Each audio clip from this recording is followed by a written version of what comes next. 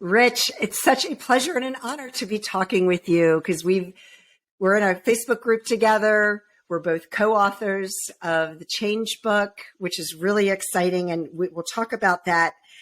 Hello, thank you. Thank you for being here. Yeah, I appreciate it. Thank you for the time, and this is a great opportunity. So thank you very much. Awesome. All right. So you, in addition to being a co-author in the Change book, you left business, and you started your own coaching business, but you were in real estate. It looks like you were in real estate. I'm looking at your bio on my phone here. Uh-huh. So you help entrepreneurs on the brink of burnout get the overwhelm, reinvent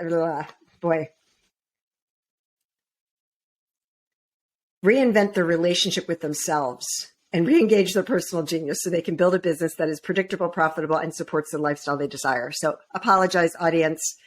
It's been a long day. We're doing this at the end of the workday. I'm wondering if you're working with people on avoiding burnout. Is that part of your story? And if so, can you share that with us? Have I been burned out before in my life? Absolutely. Although that's probably not what drives me right away. I've been in real estate for 22 years.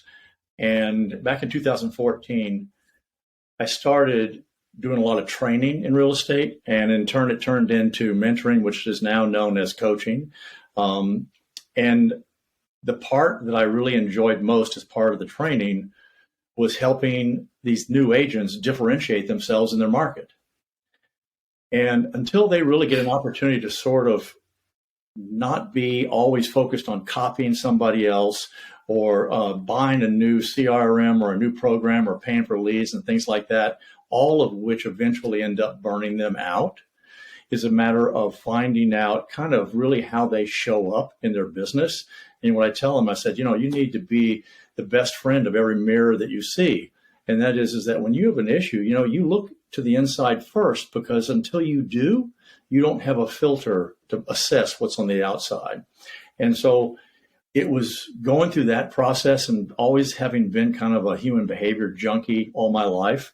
There were some opportunities in there to really give some people some aha moments. And my joking phrase is that I love showing people where the light switch is in their room of life, and when they get it, it's like they go, wow. They just kind of like lost for words. And I was going, bingo, I just got paid. And so yeah, that's what really drives me.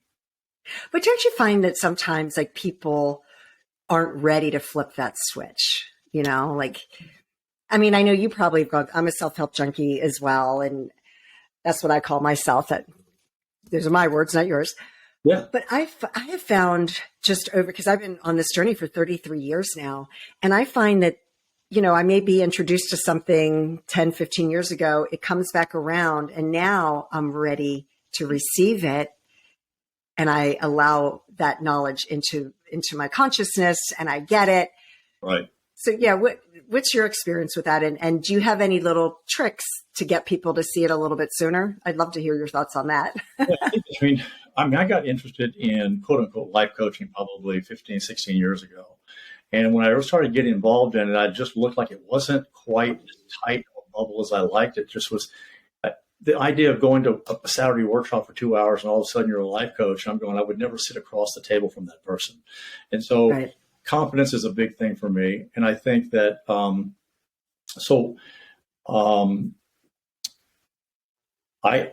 thing that really, I almost kind of lost my train of thought here, is with, let's see here. Can refresh my memory? I was like, for some reason, I just kind of went blank. Absolutely. Yeah. Oh, hey, we all go there. I heard, years ago, it's, what was it? See, now I'm having it. being ready to hear CRS. Can't remember. Yes. Yeah, I know. I don't like to swear on my podcast, but yeah, I can't remember. Yeah. I think that, is everybody has their time. And, Right. I jokingly will tell people, I said, there are people out there that know there's a 2x4 out there, and there's people out there that can see the 2x4. And then there's the other people where they can feel the wind pass behind their head. And then there's the people that get smacked. And I said, and which basically equates to the early adopter and the late adopters. And so many people, it's all motivation is by consequence as opposed to opportunity. And Right. coaching is an opportunity to take a whole bunch of mess out of your way so that you can have a very clear picture, gain the clarity that you need to move forward, whether it's in life or whether it's in business. And it takes, everybody has to come to terms, and when they hear a certain phrase or a certain podcast, if you will, or a certain, thing in a book, I mean, it'll resonate with them and they'll start looking forward. But many times it's a matter of, we can't make that happen for them. They have to be aware and open to receiving it. And I think that we all, as coaches, our goal and our desire is to be able to have influence in other people's lives and also in their business. But you can't have influence until you pave the way, because if the way is not paved to give permission to give that influence, all you have is an opinion. And that's the thing that sometimes turns people off. So, but I think that when people probably more now are at least willing to entertain that, because there's been enough traction that's been acquired over the years. But everybody thinks they know what they need, when the reality is at least half of them, they kind of don't hit the mark. And it takes activity from someone else to be able to help them walk through that. Yeah. Well, before we started recording, you were asking me, about podcasting and whatnot.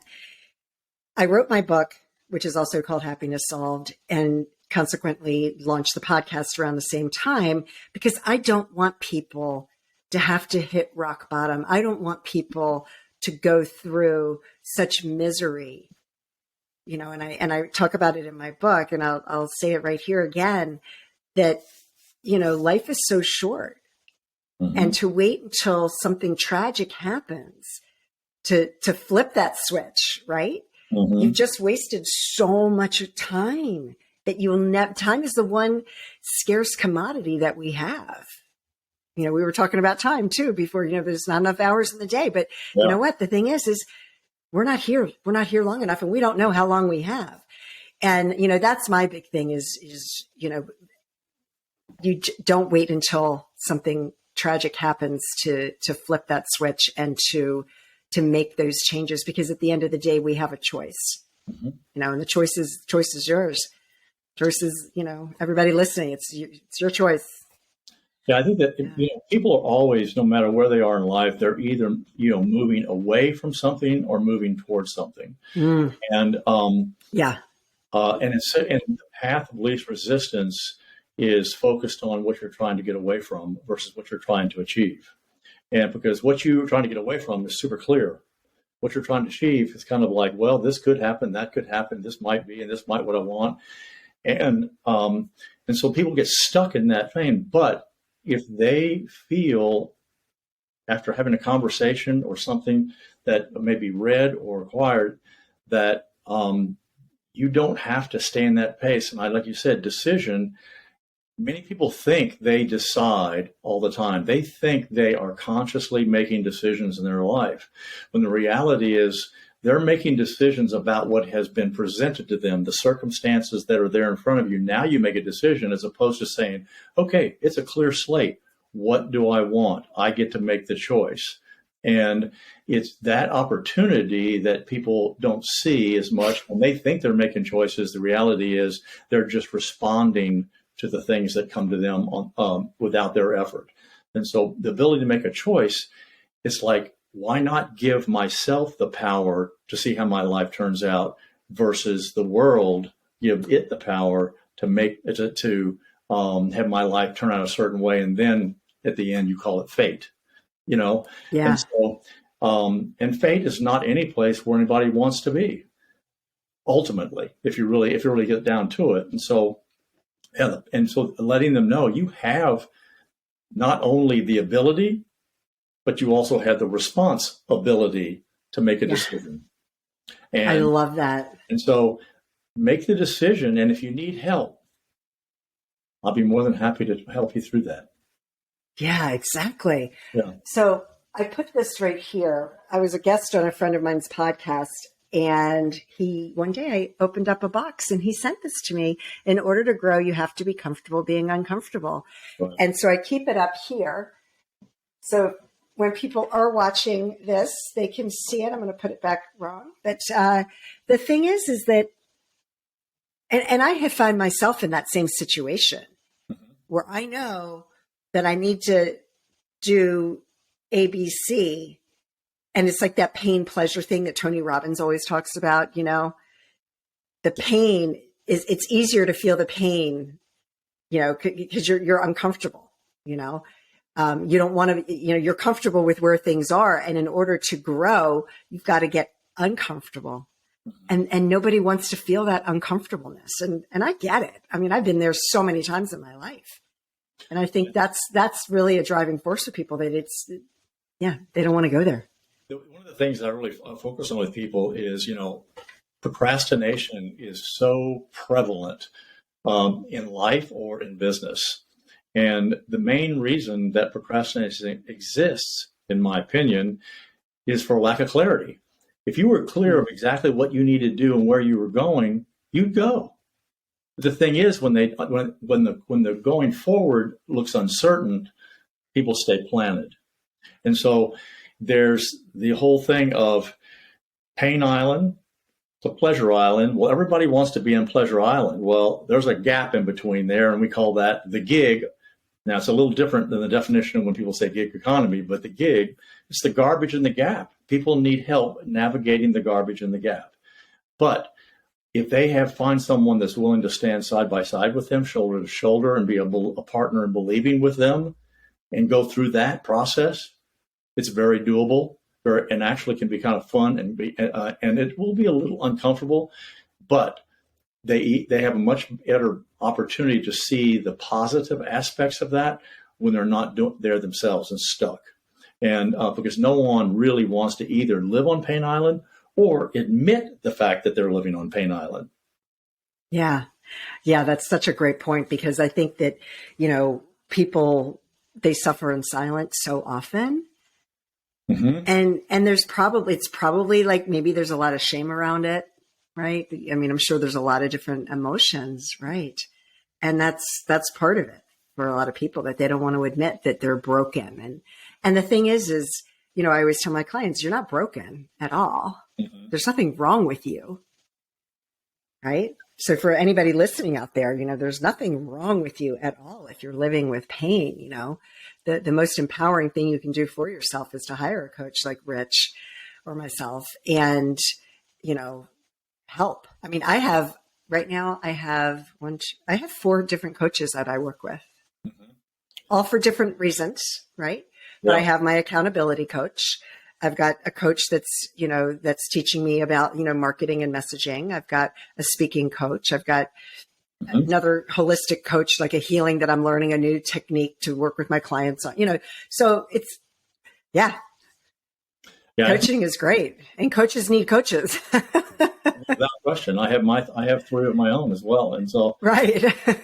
One of the things that comes up in like business owners is that, especially solopreneurs that have all the decisions on their shoulders, right, is that the first thing that they do is they start comparing themselves to other people, and they start looking, and that right there will dig a hole faster than you can dig the hole.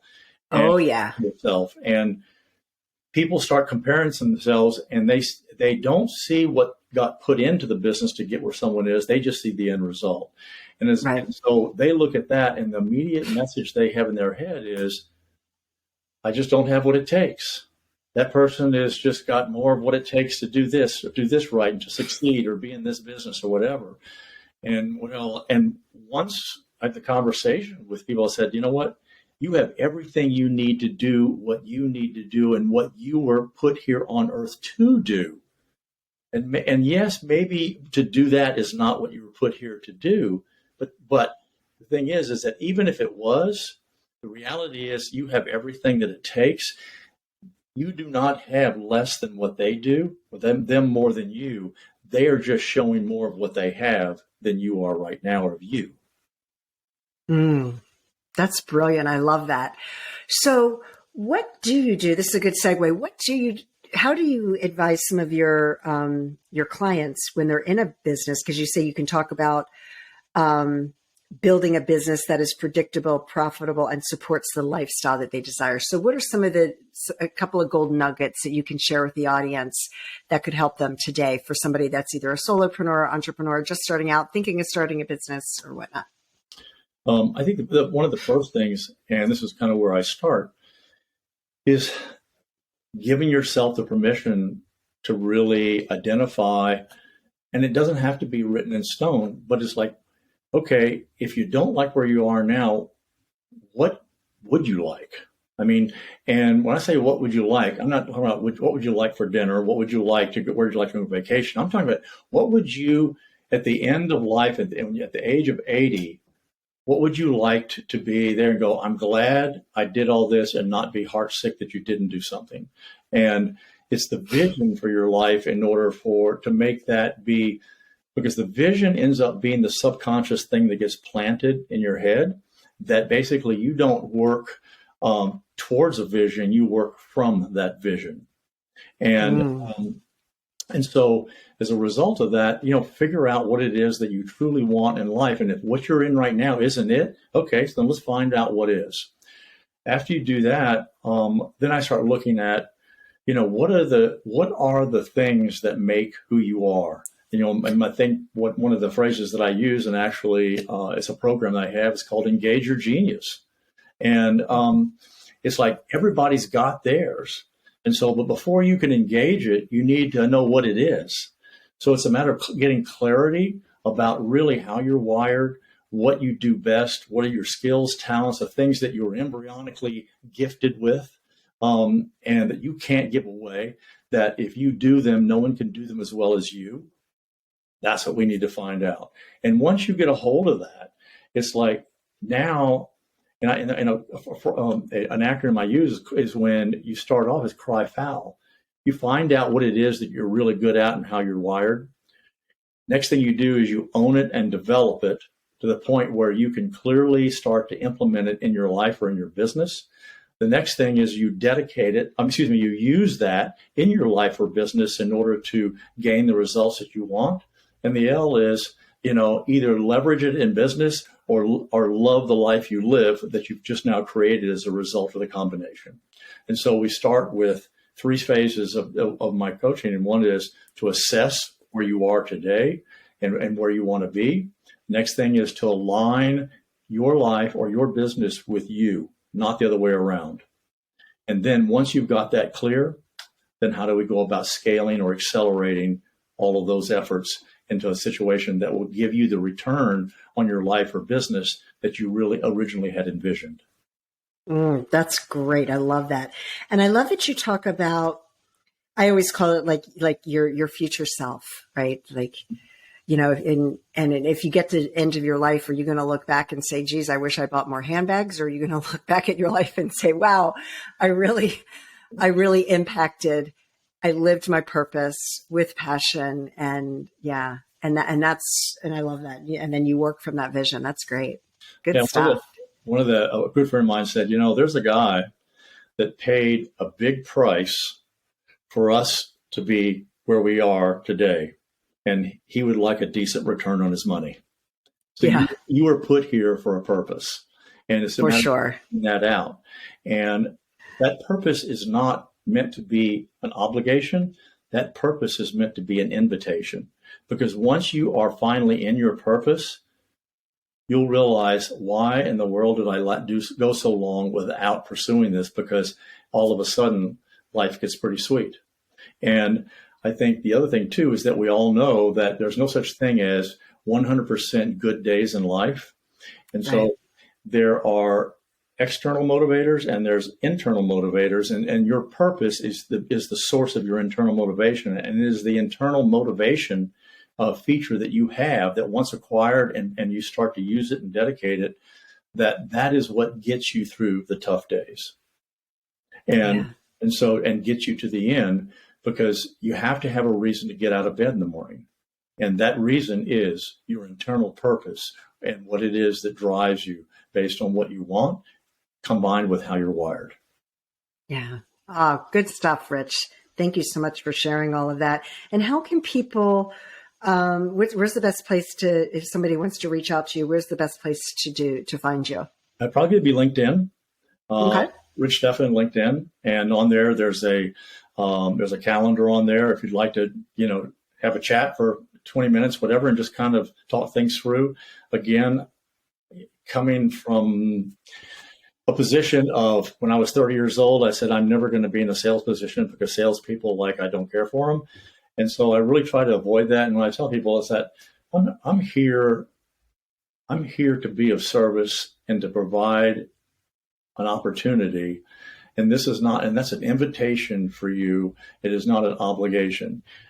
The bottom line is that I know really well who I can help and who I can't. And if for some reason, if I can't help you, I'll find a person that will. But if I can help you, then I will present you with the options in front of you, but the choice belongs to you. Yeah, for sure.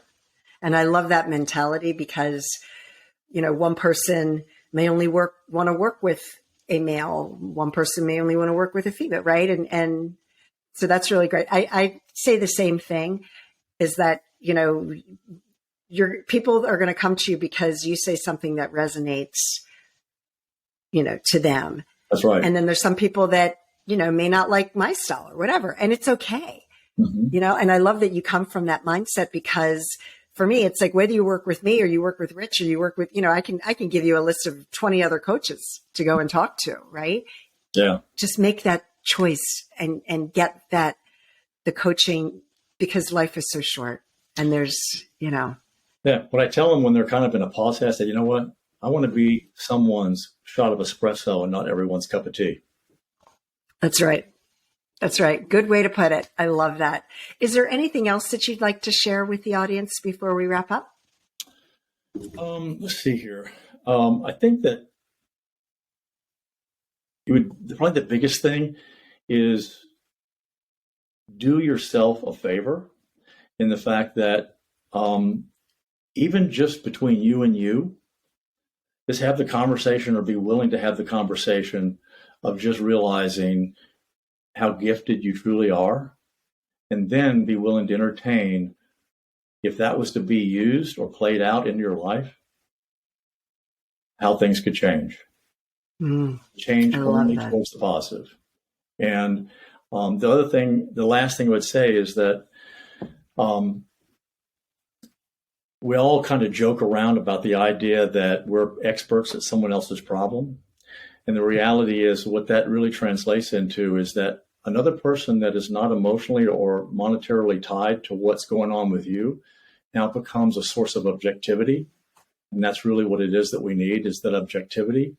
The bottom line is that I don't have the answers. I got the questions, but I don't have the answers, because the answers belong to you. And you can either keep them or you can share them.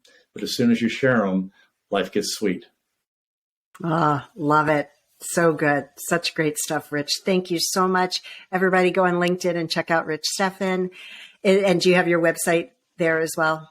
Actually, all the information. Website's in the process of being created. Perfect. I'm kind of redoing it, because I'm also kind of getting into the speaker thing as well. So it's not there. So LinkedIn is really my contact spot. Perfect. Yeah. That's awesome. Rich, thank you so much. And thank you for being who you are and sharing with many of us the mission to just help people and help the world be a better place. Yeah, my pleasure. And thank you very much for the opportunity. I love seeing people light up, and it's awesome. Yeah, for sure. Thanks for listening, everyone. All right.